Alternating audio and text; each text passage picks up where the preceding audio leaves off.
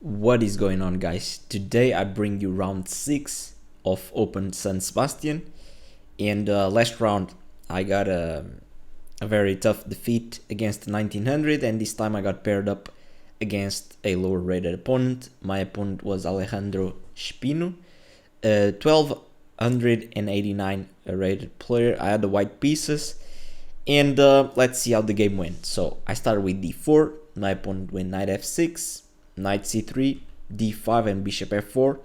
So the Jobava London again. I don't know, like, in just without always taking too much time. I don't know, like, I think it was a bad decision to just during the tournament just decide to change up completely the openings, but it is what it is. And yeah, let's see how it went. So my opponent goes c5, which is one of the variations that I like to face the least. I feel like he's one of the best moves for black, just striking in the center immediately. And this might look like a free pawn, but it's not really good to actually take this pawn, because after d4 this knight will have to move again, probably to b1, and you know, after knight c6 e5 is coming. Black is gonna recapture this pawn soon, and yeah, you will have way more initiative, way more development. It's not a fun position to play as white. So normally here people just go e3, which is the most common move. Now after e3 you can just take, play e6, then knight c6, and probably black is just doing completely fine. It's just an equal position. But you know, I followed the recommendations of Naroditsky, Bortnik, and Hans Niemann, with the more aggressive and more challenging e4, which, you know, requires both players to know quite some theory, to not just straight up be worse. And you know, I looked at this like briefly during the tournament when I decided to just, okay, let me switch to the Jobava, but it wasn't good enough, honestly. Preparation, in my opinion, very risky to go for this, but okay, I thought that my opponent would also not be too familiar with. So yeah, here my opponent takes on e4, and I take on c5, and he trades queens, plays a6, and here I thought that I was already better, because like, I think taking queens is not the best move. I think keeping the queens is more challenging, because now, okay, I have my rook developed, my knight developed, my bishop developed, and he still only has the knight developed. So yeah, I guess that white should be slightly better. a6 here, I also thought it was a big mistake, because it allowed knight a4, and I was already feeling very confident, because I thought, okay, I mean, my opponent is just giving me this b6 square. I don't really know, I don't really see it, how he's gonna defend it. I'm gonna play you know, maybe c3 b4, maybe knight e2, knight g3 to pressure this pawn, bishop e2 castles. I was feeling confident. You know, my opponent was spending some time here. He spent some time in the opening, because it was definitely not the most common thing, that d4 move. But here he played knight bd7, which is very natural, just defending the b6 square, attacking this pawn. And no, I didn't even consider this, which is kind of crazy, but okay, still fine. And here, you know, there's still theory, and yeah, I totally forgot what I was supposed to do here. You know, I think the most natural move that you should want to play is b4 to, you know, protect c5 in advance, because now after knight bd7 my opponent is attacking c5, but he's also threatening e5, you know, to eat my bishop with tempo, develop his bishop. So yeah, I was not sure what to do. Like b4, I would like to do this, but I didn't really like a5. But yeah, a5 doesn't do much, honestly. I can play bishop b5, even like sacrificing this pawn, because after bishop c7, like I have a lot of pressure on black's position.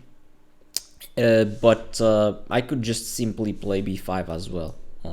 Like, and after e5, I guess the the computer just wants bishop e3. So 7, I decide to play knight b6, which is, it's a bad move. It gives some slight advantage to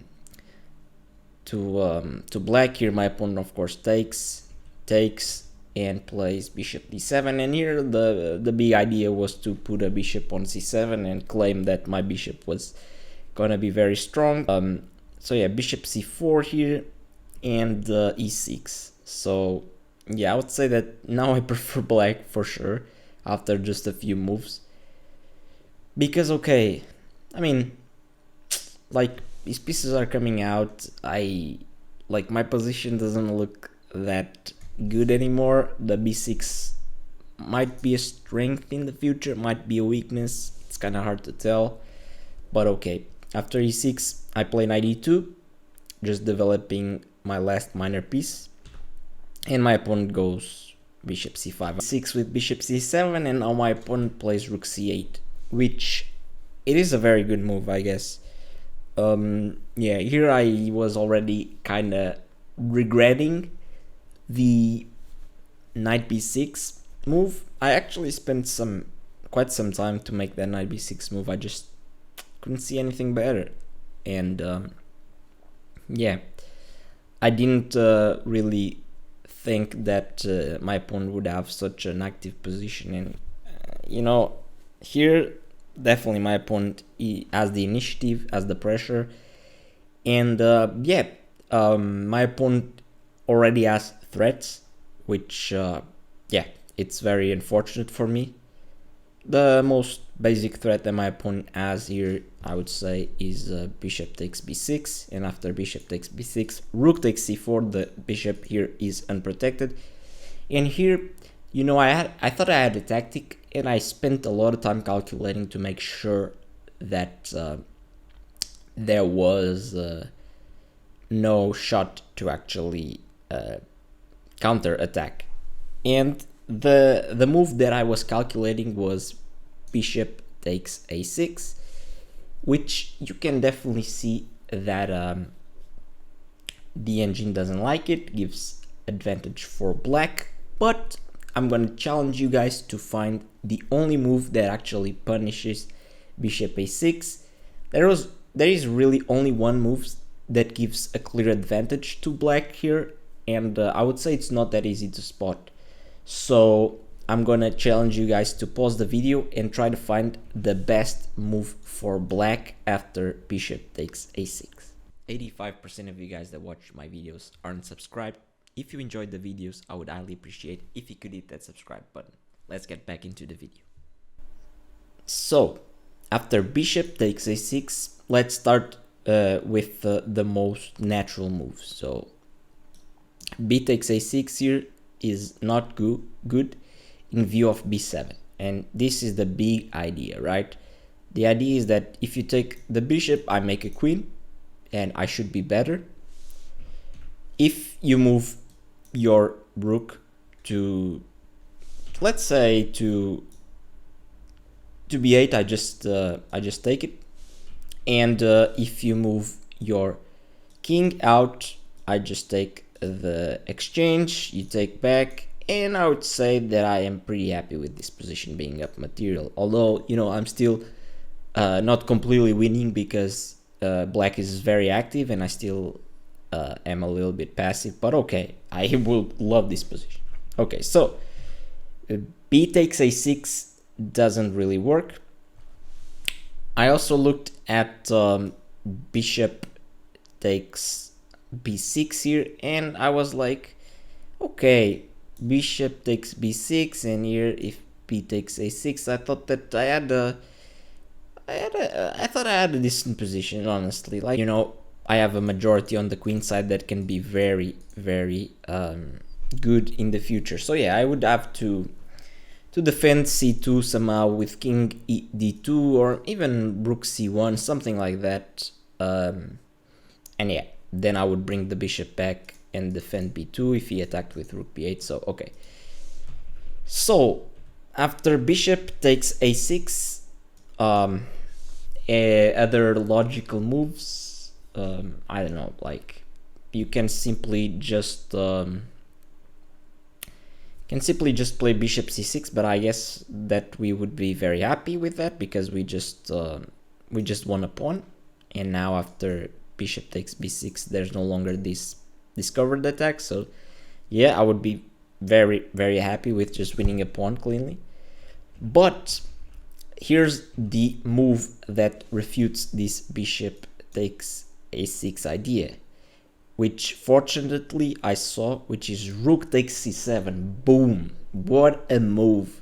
This move is amazing because it sacrifices the exchange and it forces white to take because black just captured the bishop, and after takes on c7 you just take the bishop. And yeah, like, of course I saw this, and this position is horrible for white. I mean, c7 is gonna fall, and even if c7 didn't fall, I mean, these double bishops versus this rook on d1, like, I would take the bishops any day of the week. Like, the pair of bishops is way stronger than a rook. So yeah, like, of course I saw this and I didn't go for bishop takes a6, but it was definitely the last move that I actually calculated. It isn't hard, it isn't very easy in my opinion to see in this position that rook c7 is actually a move, you know, but thankfully I saw that, and after like 15 or 20 minutes calculating, I played bishop b3. And yeah, this is just it is the best move, but it's kind of a passive move that I didn't really want to make. I wanted to create some action, but okay, I played bishop b3, and here my opponent played knight g4, which completely surprised me, and I was shocked because all of a sudden I realized that I'm in huge, and when I say huge, I mean huge trouble. Yeah, I thought that here I was already close to losing, believe it or not, because black just has so many threats, honestly. Kudos to my opponent for finding knight g4. You know, I think castles is a very natural move, which allows me to play h3 and consolidate this g4 square. But just knight g4 is very nice. I think it's very precise. And the problem is that, of course, my opponent is putting pressure on f2. If I do nothing, he's gonna probably take with the knight and fork my two rooks. And so yeah, I don't have time for h3. Also, I can't really go back to g3 because I would actually just straight up lose b6. So yeah, that wouldn't work. And yeah, the problem here is that after castles, which I ended up making after quite a long time thinking, because, you know, I didn't expect to be in trouble so early in the game. But yeah, here my opponent has this shot that I saw, which is very nice, which is e3. And you know, like, if my opponent just simply took this, like, I would just take, and I would be very happy, because I prefer, you know, grabbing two pieces, having two minor pieces instead of a rook in most positions. So yeah, but here e3 kind of forces me to do something, and you know, if I take on e3, it just takes with the knight, he forks my two rooks, so that's not good. And what I ended up, you know, realizing that was the best try was f3. But now knight f2, and look at this knight, is all up in my business. And you know, here there's like a few moves, but the best move is kind of impossible to find over the board. I don't even like, I can't even like comprehend that move, honestly. It's so weird, but I will mention it. But here, you know, I had to do something. You know, I either move my rook or I take the knight. And you know, I'm already like not very active. My pieces are like kind of bad, and you know, like, I didn't really want to move my rook to like c1 or something like that, because I mean, the rook is just passive. The rooks are just passive. They will never be able to actually activate themselves because, like, how do I get rid of this knight? You know? Like, and after a while, I just said, you know, just screw it. Like, I already messed up my position. I have to go for some type of complications and some type of imbalances. And so I'm gonna sack the exchange. And I just sacked the exchange. And I would say that this was probably the best move that I've ever played. Not the best move that I've ever played. This I would say that this was probably the best move that I played this tournament, which can be very underwhelming for you guys that are watching because, like, really, you didn't, like, the best move was sacrificing your exchange because, like, you blundered. Yeah, and I say that because, like, this is in general a hard move to make, to just give up material like that. But in a practical sense, even though the engine doesn't really like it, I feel like in a practical sense, it is a very nice try to get active and say, you know, screw the material. I just want activity. I want some imbalances. I want to try to trick my opponent into a tough position where I can outplay him. And yeah, this, and like, the best move according to the engine is this ridiculous rook d4, which sacks the exchange as well, but it's even more weird, and I will not even try to understand this move. This move just is ridiculous, but okay. Yeah, I sacked the exchange, which is probably, as I said, one of the best moves that I made this tournament, if not the best. And you know, my opponent played bishop c6, and here I just played knight d4. I want to try to attack. I want to, you know, try to create some imbalances. I want to put pressure on my opponent, even though I'm down in material. And here my opponent, without thinking for a long time, gives me the bishop pair, which I was very happy to see. And yeah, I mean, I don't think taking the knight was the best option here. I think actually just going back and accepting that bishop c6 wasn't a good move is the best try, but it's hard to make. And yeah, here after takes and castles, I just take the f2 pawn. So okay, now I like my position all of a sudden because I have the bishop pair, which is very strong. And okay, my opponent has the two rooks, but the only open file in the position is the d file, and it is controlled by both my rook and my bishop. So I'm kind of dominating the position, and already the computer says that it's equal. So, you know, yeah, I was very happy with his outcome. So okay, after king f2, my opponent plays a5, which I thought was a weird move. At first I didn't really understand this move, but the more I thought about it, okay, he just wants to harass my bishop, which is obvious. And you know, I didn't really want to trade bishops with bishop a4. I thought that I would want to keep the bishop pair, and so I played c3, which, you know, maybe it's not the best move, but okay, c3 it's still fine, just to dodge a4. Because okay, my opponent is not threatening a4 right now, but maybe in the future he can threaten with some rook a8 or something like that. So okay, c3 just a prophylactic move.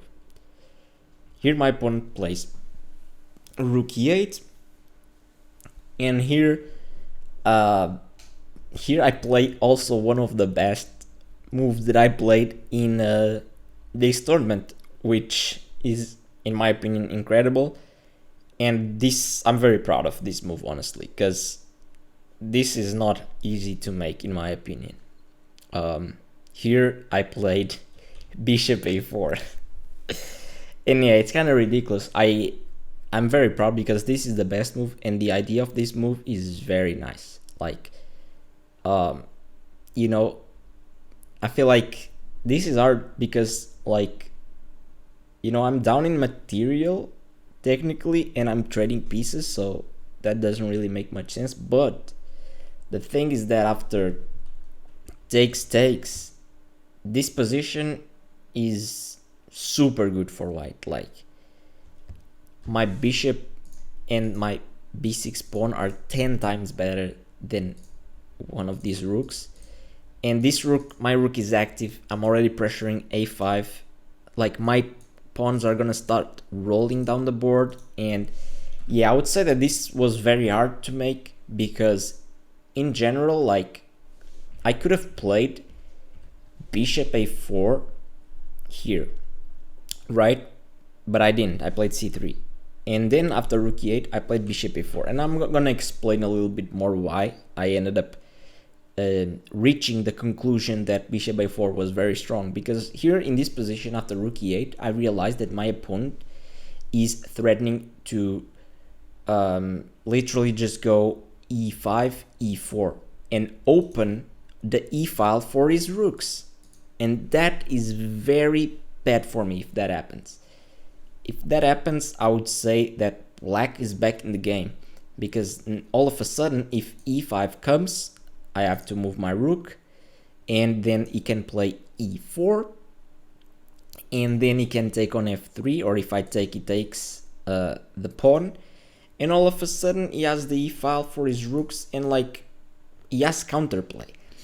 And with bishop a4, I kind of stop him for a bit. I stop him for a bit because I force him to do something. And the main thing is that, okay, bishop c6 helps this push of e4 as well.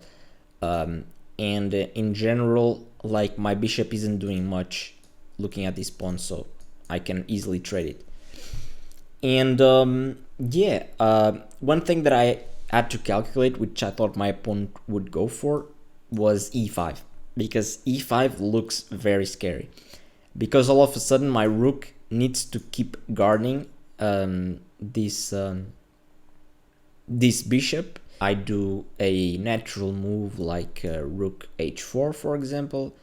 I was very scared of something like g5, and all of a sudden I feel like I'm kind of out of squares. Let's say I go to g4. I was afraid of h5. Although, yeah, this, now looking at it, I can just easily take the pawn on g5, but for some reason in my calculation I thought that this was scary to just you know, get it with this type of stuff. But okay, this doesn't really work for him. But here I have the simple, instead of going to the king side, I have the simple just rook c4. My opponent took immediately, as I said, and played rook a8. And here, you know, I'm in complete charge of the game, but I still have to be accurate. So here I find the best move, c4, just pushing pawns, just pushing the pawns up the board, just trying to make use of my majority. I have to be fast. I can't really just wait around with slow moves. Here my opponent plays e5, and I just play c5. And yeah, the position is already like very critical for black. Like, the computer already says that it's losing, that white is completely winning, which is crazy. But after a while, after thinking for a while in this position, if you look at it closely, yeah, it's kind of over. Like, there's no stopping my pawns at this point, and they are just too strong.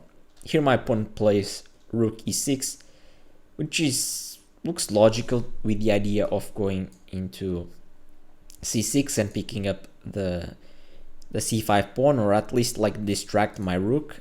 But here I have the very beautiful shot b4, and my opponent can't take because the rook is hanging.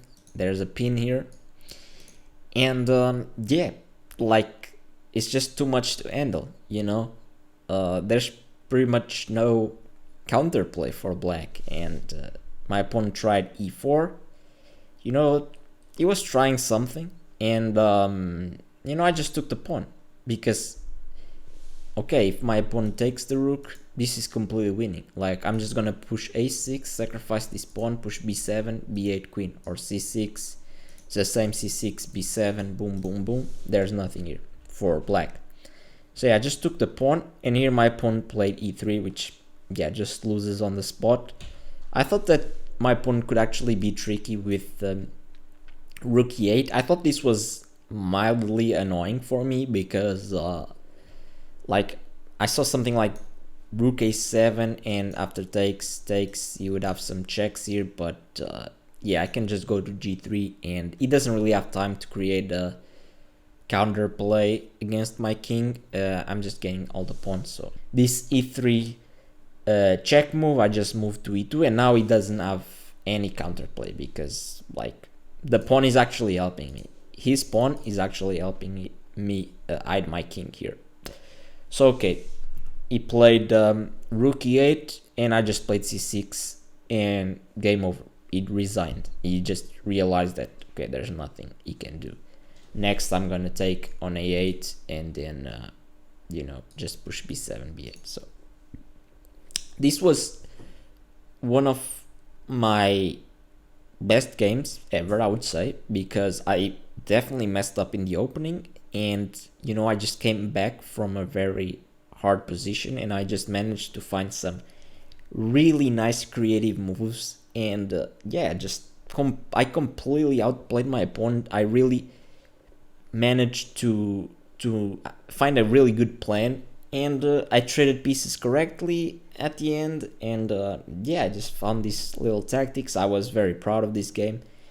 And okay, my opponent was lower rated, but it's still nice to play such a game, no matter what the opponent is. So yeah, hope you guys enjoyed this one.